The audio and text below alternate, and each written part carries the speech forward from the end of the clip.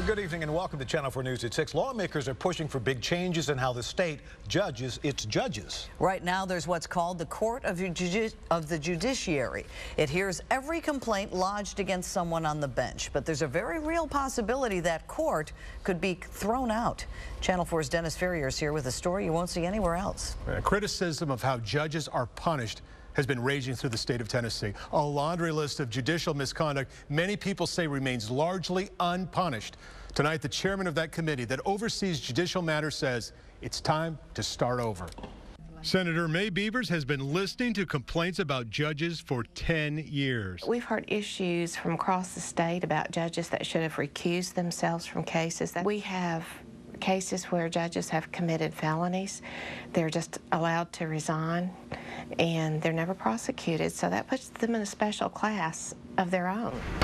But that may soon end. Senator Beavers is the chairman of the Senate Judicial Committee, and she believes there are votes in place to sunset the Court of the Judiciary, to dissolve the court of 16 people that oversee the punishment of judges. One of the reasons is that 10 of those 16 people are judges. So you have judges who are appointed by judges, judging judges on wrongdoing.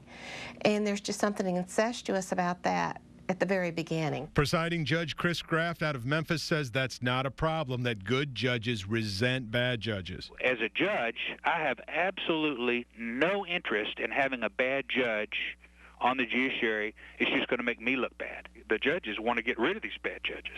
They'll do something bad, and all the other judges, it reflects on all of us.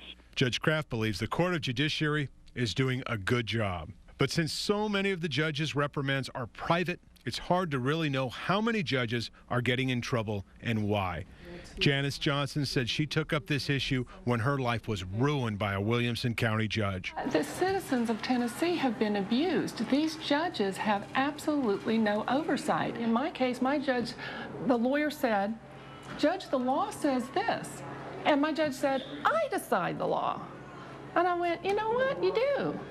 Who reins you in?" That's when I started investigating what needs to be done.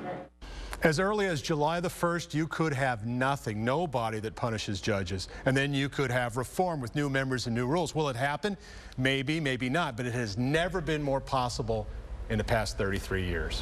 Dennis Ferrier tonight, thanks.